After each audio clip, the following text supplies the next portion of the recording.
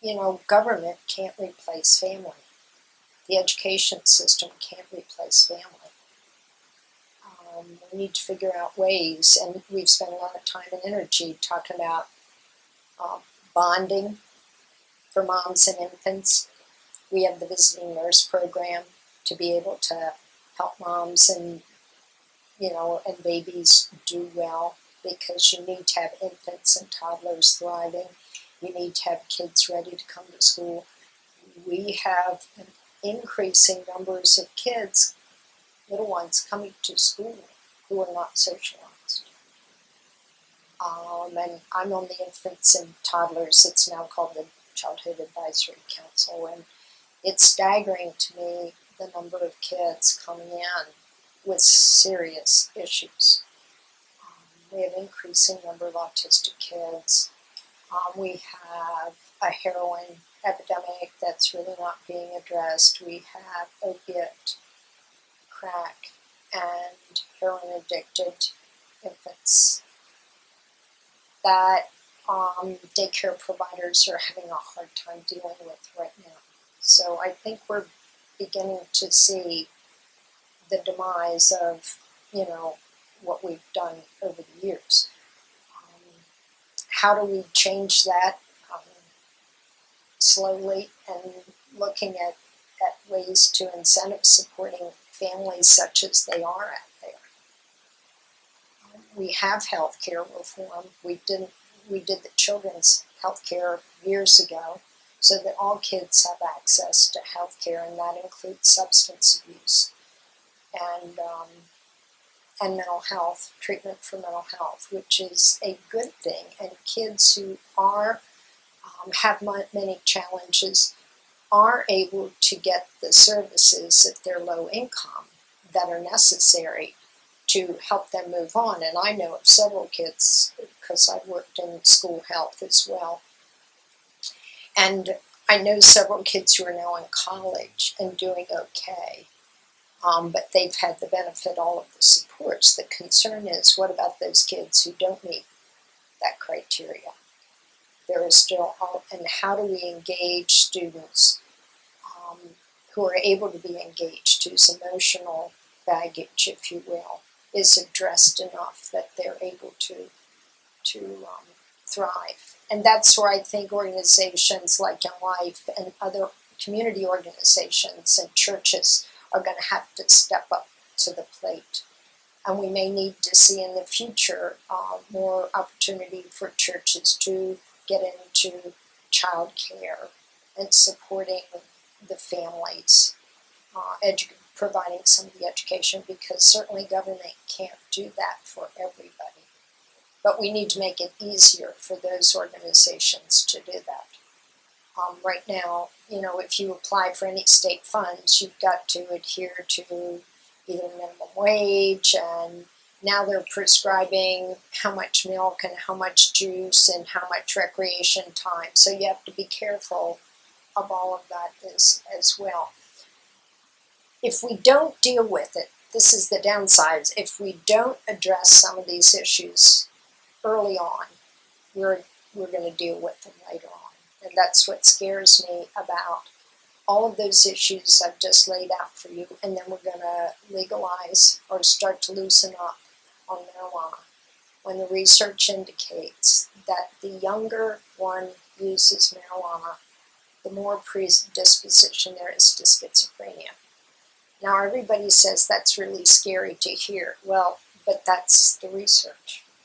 And I think we would be very naive not to take that into consideration. And there are people around who are working in mental health who are very worried about the road we're going down and being more and more permissive and with less structure.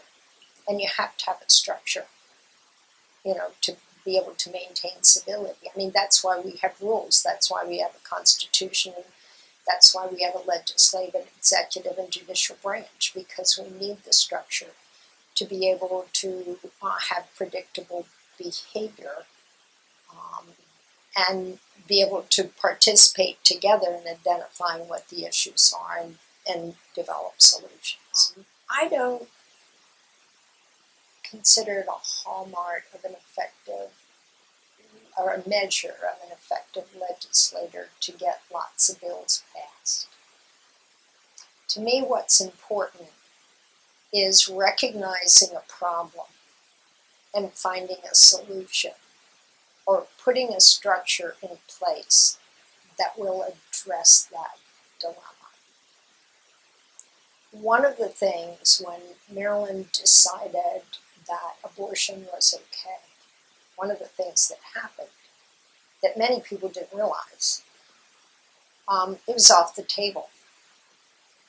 So, abortion is okay, we don't talk about it, and I was naive enough to think that, look, we all want to prevent unwanted pregnancy, so why can't everybody get together and deal with this, deal with sex education, deal with safe sex, if that's the way we're going, or deal with preventing pregnancy in a number of ways.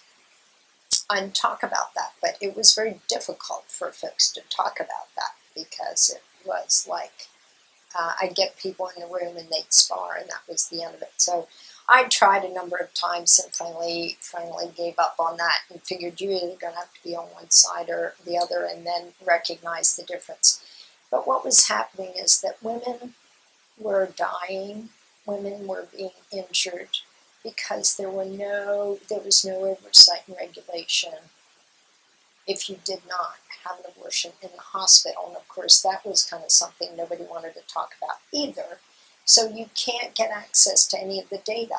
Now we count cigarettes, we count beer, we count everything else, but we can't get any information about abortion statistics for fear that would, generate, we're going to do away with this, that, or the other. So it gets to be a real hot button issue like the death penalty, when you really need to have some accurate information and make some determination about that.